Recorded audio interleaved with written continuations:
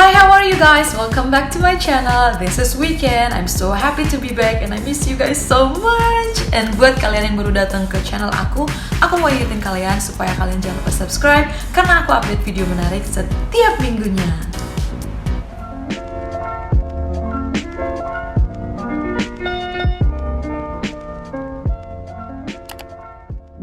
Oke guys, saat melihat film Tarzan, mungkin yang ada di benak kalian bagaimana seorang anak kecil bisa hidup di hutan belantara dan dibesarkan oleh para hewan. Karena punya orang tua yang bukan manusia tidak pernah terbayangkan oleh kita sebelumnya. Tapi tidak berarti bagi orang-orang ini. Tapi bagi orang-orang ini, hal tersebut bukanlah pilihan. Sebab mereka terdampar di suatu tempat yang antah berantah, tersesat, dan tidak tahu arah tujuan pulang. Bahkan sebagian dari mereka sengaja ditelantarkan oleh para orang tuanya yang seharusnya menjadi pelindung bagi mereka. Nah, berikut ini adalah beberapa manusia yang hidup atau tinggal dengan hewan. Yang pertama ada Oksana Malaya yang hidup dengan anjing. Oksana Malaya ditemukan hidup dengan anjing di kennel pada tahun 1991. Nah, pada saat itu, ia masih berusia 8 tahun dan dia mengaku bahwa dia telah tinggal dengan anjing selama 6 tahun. Kisah sedih Oksana dimulai ketika orang tuanya yang merupakan pecandu alkohol menelantarkannya di luar rumah sendirian. Dan pada saat itu, Oksana masih sangat balita. Nah, berada di luar rumah membuat Oksana merasakan kedinginan. Kemudian, ia pun meringkuk keluar rumah dan menuju ke peternakan sehingga dia menemukan anjing dan meringkuk bersama anjing tersebut. Nah, suatu tindakan yang memang pada saat itu mungkin dapat menyelamatkan hidup Oksana sampai saat ini. Kasian banget sih. Nah, sejak tinggal dengan anjing, ia kerap berjalan dengan cara merangkak, lalu kerap mengeluarkan lidah, memamerkan giginya, dan menyalak. Nah, pada saat itu, karena Oksana tidak memiliki interaksi dengan manusia, maka Oksana hanya tahu kata yes dan no. Sedih banget. Tapi sekarang guys, Oksana tinggal di sebuah klinik di Odessa dan bekerja dengan rumah sakit hewan ternak. Oke guys, next ada Marina Chapman yang tinggal dengan monyet. Oke guys, Marina Chapman yang lahir sekitar tahun 1950 adalah seorang wanita Inggris kelahiran Kolombia yang mengaku telah menghabiskan sebagian masa kecilnya di hutan sendirian dengan kawanan monyet.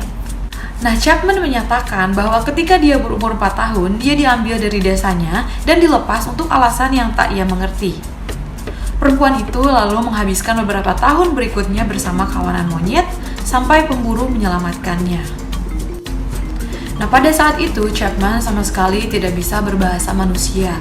Dia juga mengira bahwa dia akan dijual ke rumah bordil di Kukuta, dan benar saja dia telah hidup di jalanan dan juga telah diperbudak oleh keluarga mafia. Oh my god, sedih banget kisah hidupnya. Imagine guys, dia udah hidup sendirian dengan hewan, begitu dia ketemu manusia, tapi dia malah dijual jadiin budak, tinggal sama keluarga mafia. Oh my god. Oke guys, jangan sedih karena katanya nih Chapman ini pada akhirnya pindah ke Inggris di mana dia menikah dan memiliki anak, dan putrinya itulah yang meyakinkan untuk menulis kisah hidupnya. Lalu pada tahun 2013 ia menerbitkan autobiografinya yang berjudul The Girl with No Name. Oke, next guys, ada Madina yang hidup dengan anjing. Oke, setelah dilahirkan, Madina yang masih bayi ditinggalkan oleh orang tuanya dan tidak pernah peduli karena orang tuanya merupakan pecandu alkohol. Oke, kayaknya kalau yang ini sama case-nya sama yang Oksana tadi ya guys. Nah, dia kemudian bergaul dengan para anjing, bermain dengan mereka, berbagi makan dengan anjing, hingga tidur bersamanya. Duh, dia kan masih bayi. Oh my god. Nah, bahkan guys, saat ibunya duduk di meja makan, Madina dibiarkan duduk di bawah sambil menggerogoti tulang bersama anjing-anjingnya.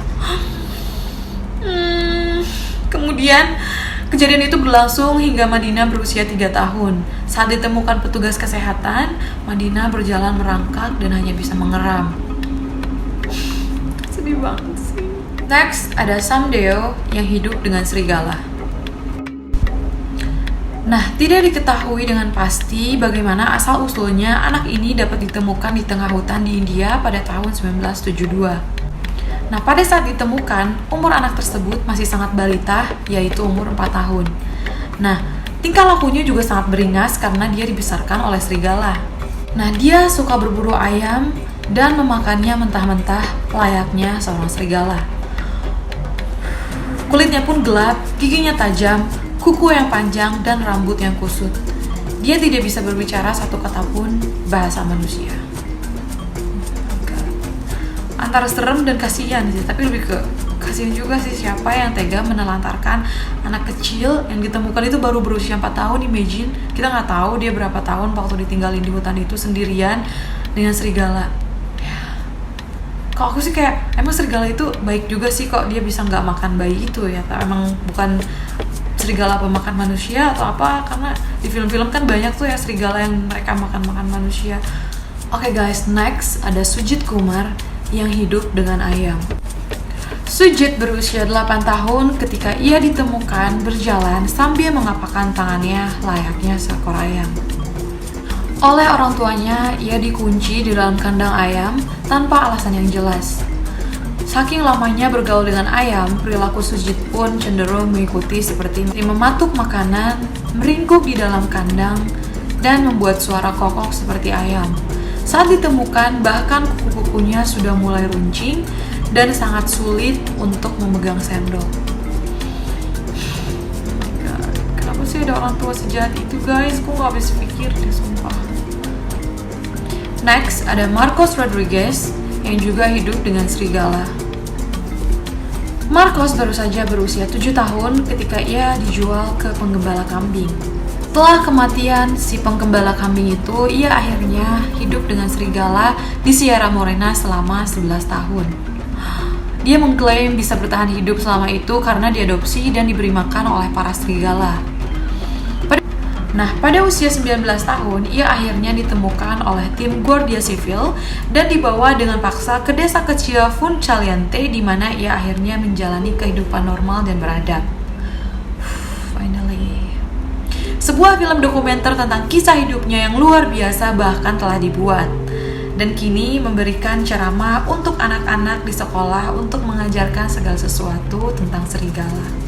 Oke, yang terakhir ada The Gazelle Boy yang hidup dengan rusa.